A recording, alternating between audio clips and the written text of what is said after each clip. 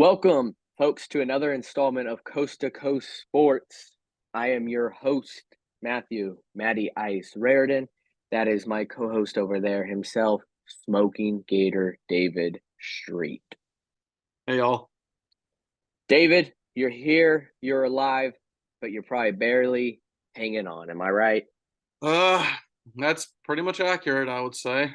Hanging on by the hairs of your chinny chin chin. And I know you got a lot on there, but it's probably not enough. Yeah. It was a rough weekend, folks. If you are Florida Gator fans, and that is by no means me bashing on David Street or the Florida Gators, I will let him do that, not me. But it was a tough weekend for the Florida Gators. I still always find hope in anywhere I can. I'm not delusional when it comes to at least my team. When they lose, there's still somewhere to hold on hope. But nonetheless, we did have a great college football weekend, even if our teams didn't win. Mine did win, which you will find out more about, but not everyone's team won. But if you're a fan of college football, you won. So we're going to talk more about college football, but first we are going to talk about our schools. We're going to talk about our games, and I'm going to let David have the floor first because I feel like he's got many things to get off his chest. So David, the floor is yours. Thank you, Matty. So I'm going to start by reading off a number, and that is 189. That's how many yards Kentucky running back Ray Davis had after contact. He had 280 rushing yards overall, and 189 of those came after contact, and he forced 10 missed tackles. This improved Florida defense, which it definitely has been improved. Let's not lose sight of that. And I believe coming into the game, we had the fewest missed tackles going into the Kentucky game, but that was just that was a complete disaster. I mean, everything that could go wrong went wrong. Florida fans, if you did not have the misfortune of watching the game, we got killed 33-14 in a game, by the way, that was a lot worse than what the score had indicated. I mean, this wasn't a case where it was a close back and forth game and Kentucky just scored a couple late touchdowns in the end. No, Kentucky thoroughly dominated us from start to finish.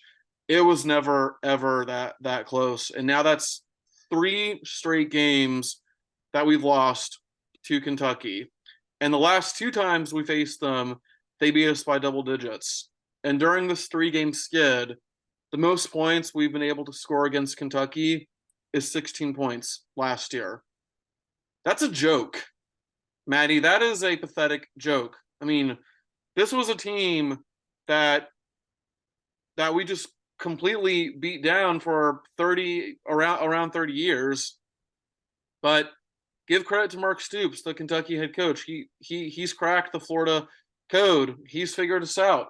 And we can't get anything going against them.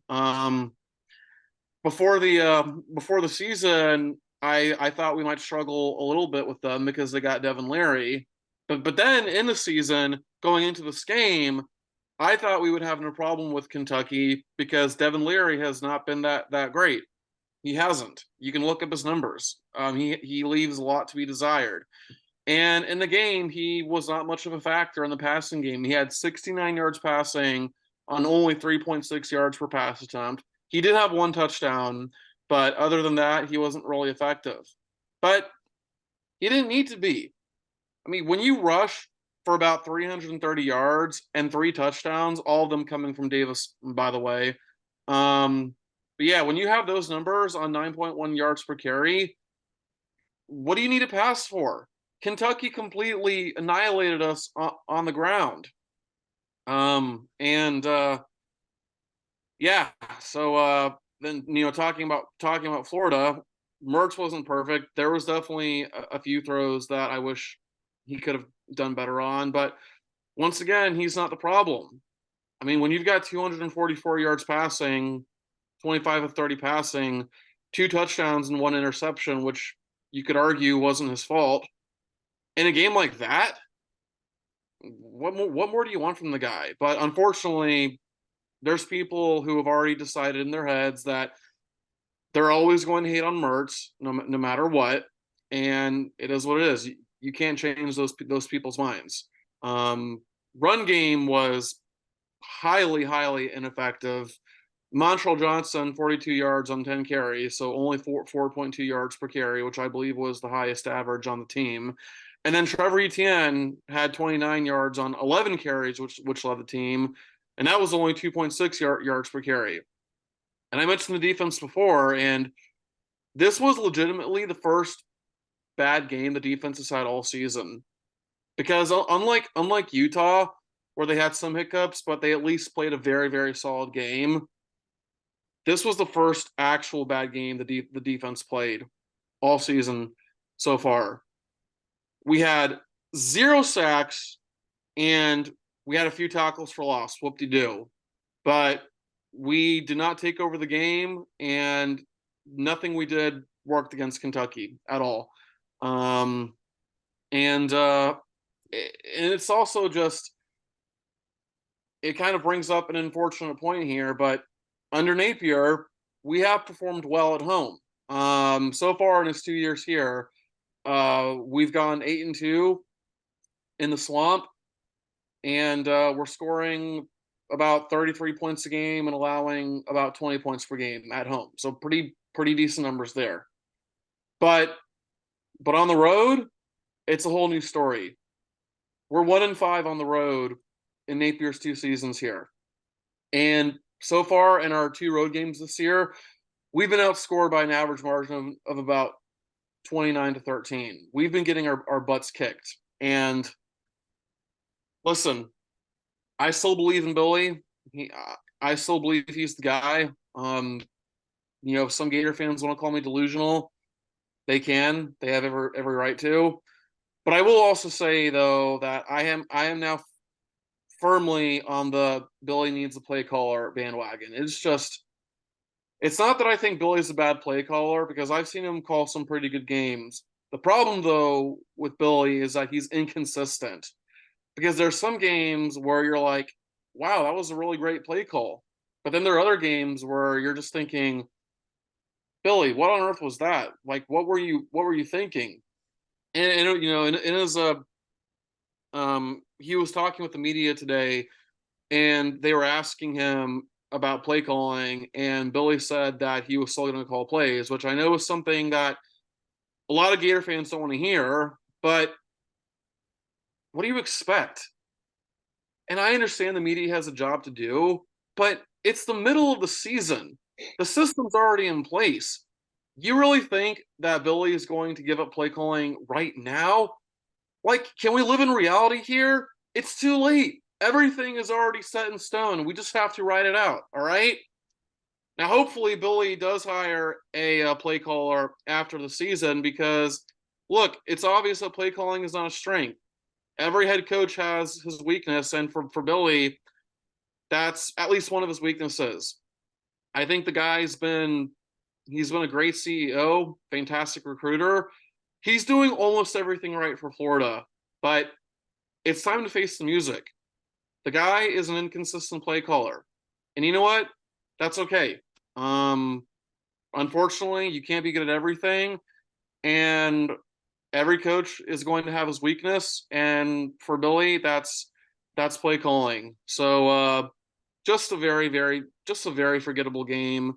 But we move on to Vanderbilt, and we'll see what happens there. And I can't even believe I'm saying we'll see what happens there, because this is just, it's Vanderbilt. We should beat them, but I mean, that was such a demoralizing loss to Kentucky, and the Florida fan base is just all up in arms. It's a Twitter civil war on Twitter, bro. And we need to win, like, not just any kind of win against Vanderbilt. At minimum, we need like a 38-14 or a 38-17 victory against Vanderbilt. We need at least a 20-point victory against Vanderbilt, because a loss is certainly not going to fly, and I don't think a close one is going to fly either, man. But just I could have more to say, but this is not just a Florida show, so that's pretty much all I have for now.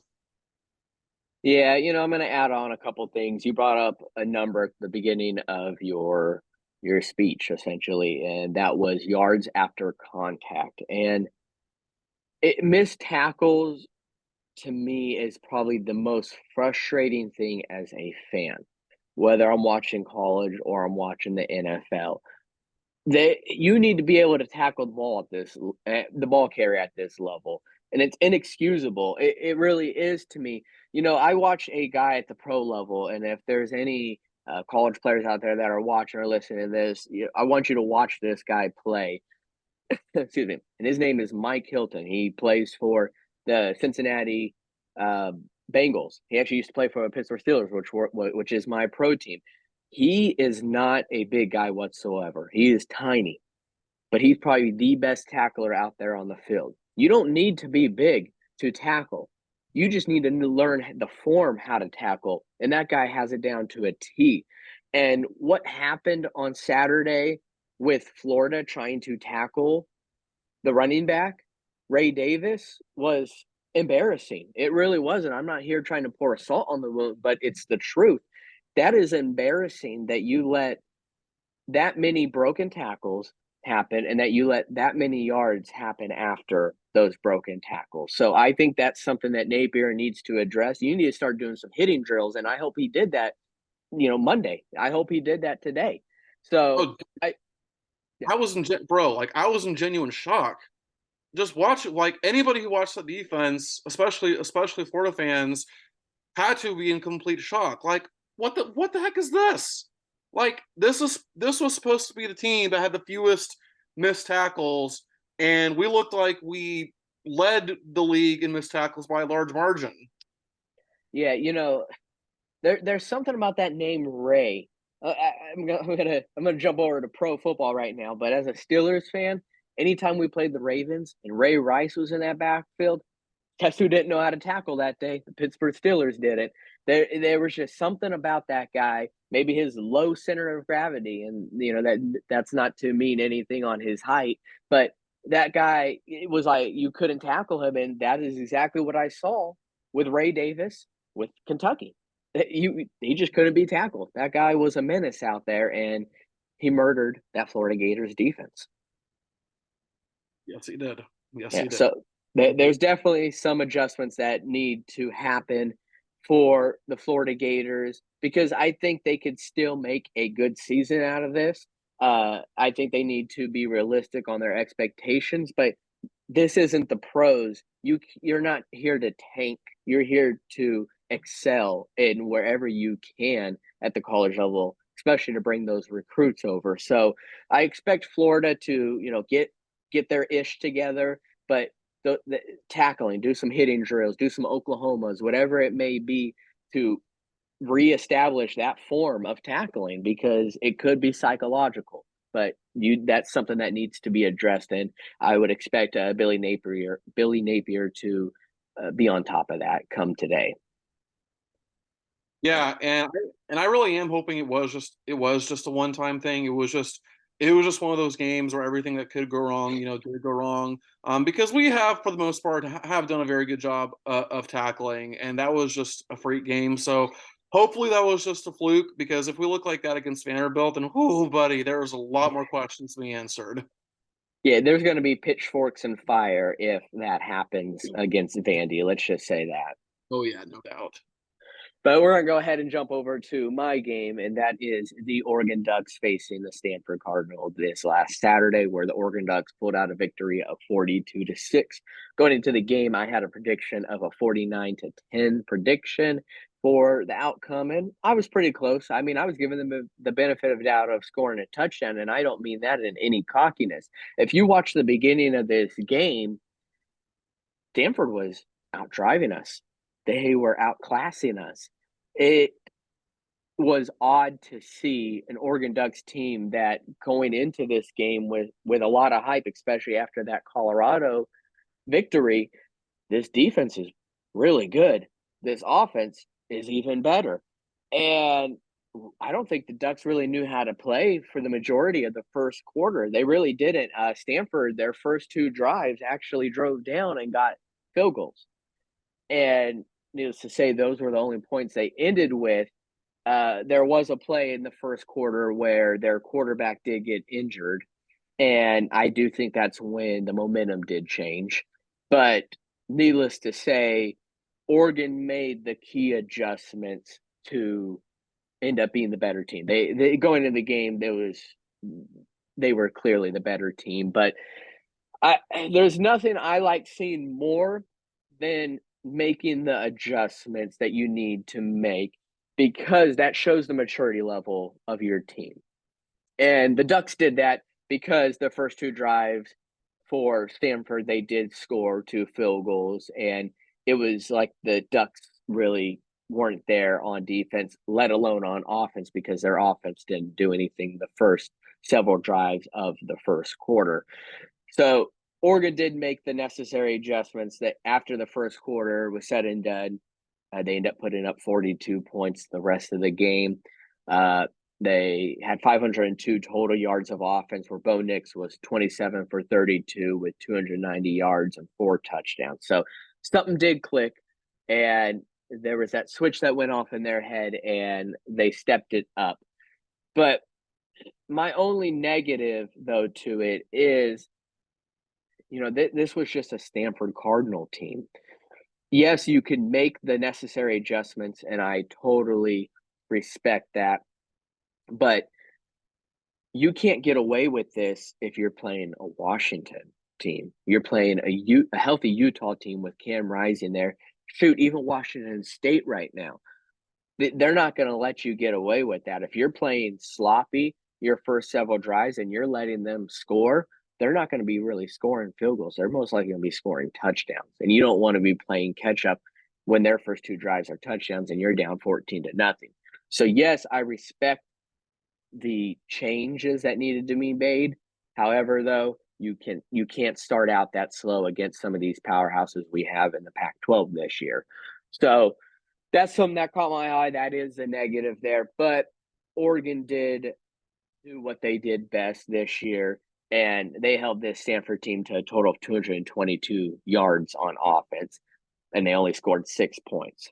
So, and that those 6 points was not a touchdown and a missed extra point. Those are just 2 field goals. So, no giving up touchdowns.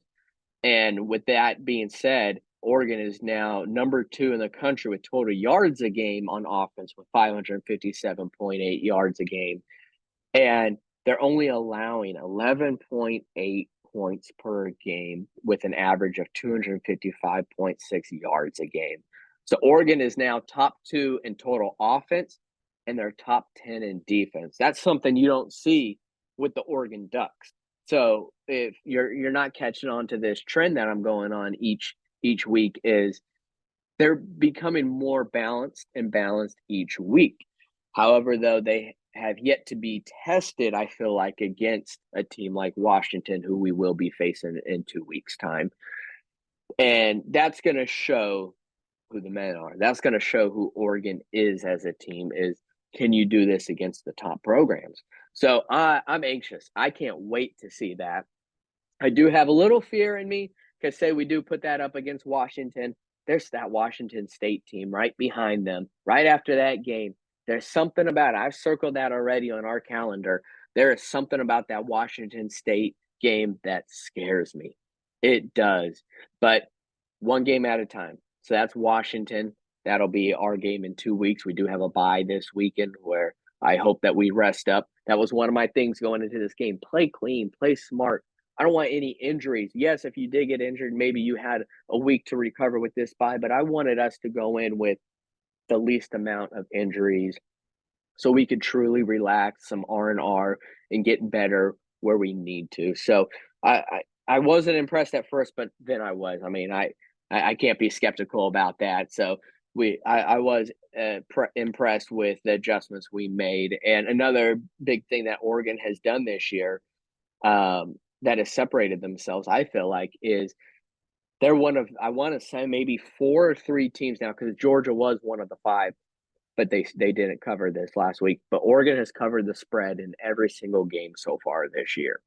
So they're doing what needs to be done. So I'm really impressed with what we're doing, how we're establishing ourselves, because most times teams are going to go into an Oregon game and be like, they're not going to put up any defense. They're just a fast offensive team. Well, we got both.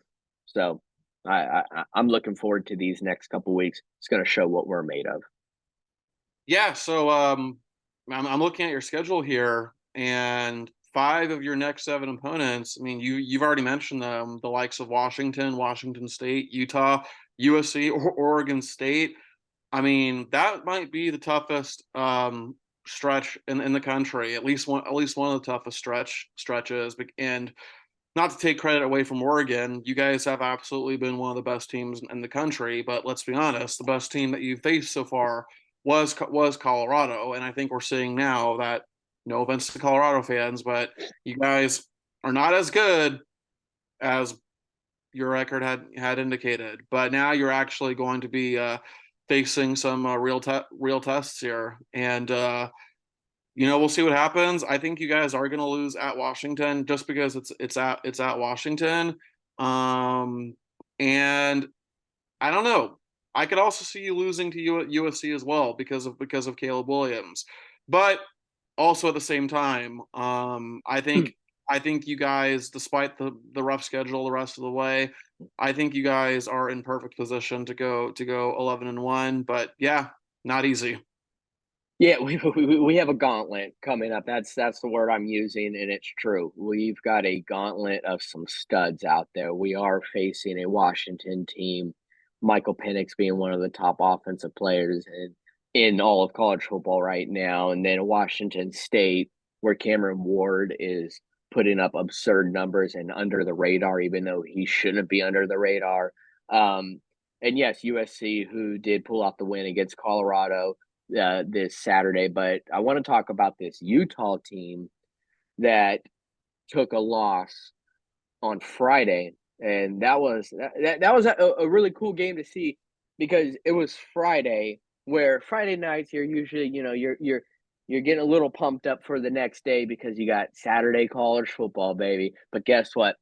We had some elite games on Friday, and Oregon State versus Utah was one of them. It wasn't as close as I really expected it to be. Um, but I did talk a couple videos ago about Utah, and with them having their backup quarterbacks there, that could actually benefit them. And I don't think Utah is out of this at all. I'm looking at the rest of their schedule. Yeah, they play Cal, but then they play USC, they play Oregon, they play Arizona State, Washington, Arizona, and Colorado. And you're telling me that by the USC game, Cam Rising won't be available? No, he will be available. They may give him another week against Cal, or maybe that'll be his warm up game. I'd really like to see that. But if Cam Rising comes back and Utah wins the rest of their schedule with wins over Oregon, USC, and Washington, but you have that one loss against Oregon State. In my opinion, I feel like that's an automatic college playoff bid. That's just me speaking, but you had a loss against Oregon State's a good team. They really are. But Yeah, you had your backup. Jonathan has done a really good job of building that program from the ground up, and it's his alma mater too. So pretty cool to see him do it at a school that he went to. Yeah, no, I love seeing that. But Utah, though, with their backups, they aren't the best. But when Cam Rising's there, their defense is already playing phenomenal. Their defense actually is in the top 10 of total defense in the country. So they're holding up their front. But once Cam Rising comes back, and I think this Utah team is going to be very competitive, and they're still going to be scary, and they're coming for that three-peat. They really are. They're coming for that three-peat, a Pac-12 champion. So uh, Utah's not done and out, and I think they're extra motivated, which makes them scarier for Oregon to play them, especially after we play Washington and Washington State. Playing Utah is going to be very tough. So I'm glad we're getting the rest right now. We're going to need it against these freaks out here because they're gonna let us hear it. They're gonna let us know that they're here to play also. But as I said earlier in the show, we had a banger. This college football weekend once again fulfilled. It was everything plus some. I was glued probably the entire day watching college football. I was going back and forth through many games. Uh, it was exciting. Unfortunately, the Florida game wasn't as exciting as I hoped it to be. It was one of the games that I circled that I wanted to watch this weekend, but we did get treated with many other great games. And Georgia against Auburn. Who would have thought that Auburn was that close to pulling off the upset? And I won't use the word, I'm not going to say almost because a win is a win, and I'll always stand by that. So Georgia did pick up the win.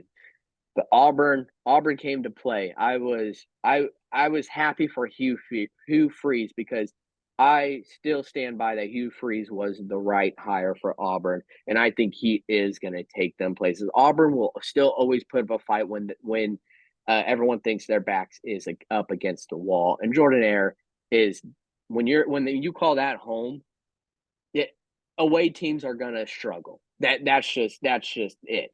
Going in there and playing is no easy task, and that's exactly what happened. So that Georgia Auburn game was incredible.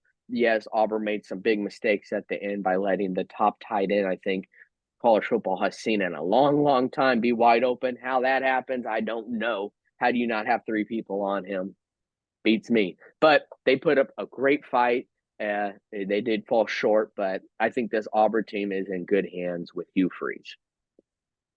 Yeah, definitely. I mean, Hugh Freeze can coach. I mean, he he led Ole Miss of all teams. I mean, not that Ole Miss is some kind of dumpster fire, but still, he led Ole Miss of all teams to, I think, two consecutive wins over Alabama. And yeah, there were some violations that Hugh Freeze had there, but those were still players that he recruited, and he did lead them to some amazing success, like the best success that they've had in quite some time. So everything that happened at Ole Miss, in the end, was self inflicted, but the guy can clearly coach. And I'm happy that Hugh Freeze is back in the SEC. I mean, there's no excusing, there's no condoning what he did, but I'm also a big believer in second chances and redemption. And if you can make the most of that, then more power to you.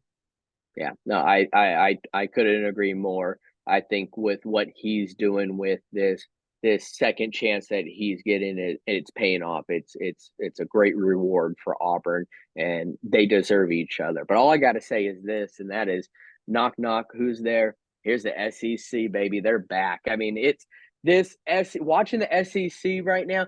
It was almost like they were being swept under the rug. Alabama sucks. We're gonna sweep that under the rug. There's no defense at LSU. We're going to sweep that under the rug. Ole Miss, it's Lane Kiffin. Come on. Next thing you know, you have an undefeated Kentucky team. I don't think they're going to go far, but they are undefeated. You have this phenomenal game that it was one of the best games I've ever seen. And I did watch when Baker Mayfield in Oklahoma played Patrick Mahomes in Texas Tech. I remember that game like it was yesterday. And here we are. No defense once again. We got Jaden Daniels in LSU versus Jackson Dart and Ole Miss, a lane train. And if you love offense, you're one of those that you watch baseball for the home runs. You're looking for hole in ones in golf, knockouts in boxing and UFC. Well, you just saw a slugfest between LSU and Ole Miss. And my, oh my, I was in for a treat. I was glued to the TV at the edge of my seat. Obviously, it helped that Jaden Daniels is my fantasy football quarterback, but I loved it. Ole Miss won the game 55-49, but you did it. You if you watched the game, you were in for a treat when it came to those offenses. I mean, what do you think? You think SEC they never left, and if anyone ever thought they did, you're delusional. But Alabama, man, here they are tiptoeing. Yeah, I mean, just like I said before, man. I mean, if you want to know what I think, first of all, you say that people were happy for LSU Ole Miss. Well, you know who was not happy? LSU fans, and not just because they lost, but because I think what they were the fifth ranked team heading into the season. They had championship expectations, and their offense one of the best in college football, and certainly I would say the best in the SEC. But their defense is FCS level, and in fact, I think now actually looking back, I think I did hear some concerns from LSU fans, not ones that I know personally, but just on Twitter, YouTube, and and all that. That the one major concern they had going into the season was the secondary, because the secondary apparently was pretty thin. Well, it turns out those concerns might have been valid because LSU's defense has looked absolute garbage. I mean, 3-2 again in a season where you had extremely high expectations. And like I said, offense is great, but defense can't stop anybody. So we'll see what happens with LSU, man. But it's shocking how bad their defense is. Well, shocking to non LSU fans, of course. But yeah, and then yeah, oh, sorry, go ahead. I didn't really have anything else to add. No, it's okay. It's just LSU is still 2-1 in the SEC, and the West could be up for grabs. Yes, Alabama's only loss was against Texas, so that's a non-SEC opponent right now. But it still begs to differ. Who's going to win the West? It could still be up in the air.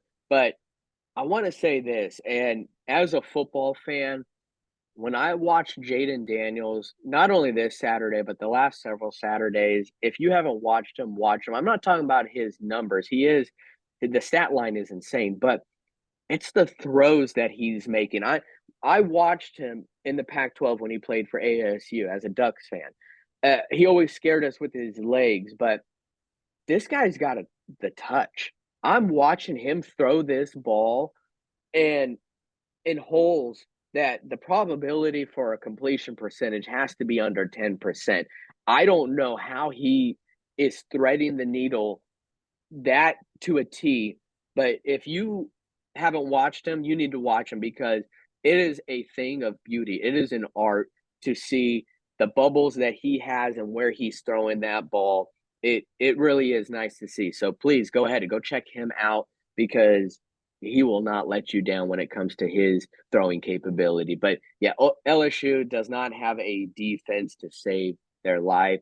They're just relying on their offense too, and it showed on Saturday that they just couldn't do it. Although it was a nail biter, it was pretty close right there at the end. I thought they were actually going to score a touchdown, but it didn't happen. Ole Miss picked up the win, but SEC is looking bright, but so is Alabama, and that should scare people. Yeah, I mean, it's Alabama at the end of the day, and I don't think anybody's going to be surprised if Alabama ends up winning not just the SEC West, but the SEC overall. Because I don't think Georgia is going to. I don't think Georgia is going to. Certainly, they're not going to three-peat. I mean, they've looked vulnerable. They were down double digits to South Carolina. They struggled with Auburn. In fact, they might still go undefeated in the regular season just because their schedule is such a freaking joke. But I don't see them. I don't see them going far after the regular season. You know what? I think Georgia fans can handle that. I mean, back-to-back championships, and then you take a year off. I don't think they'll be too mad about that.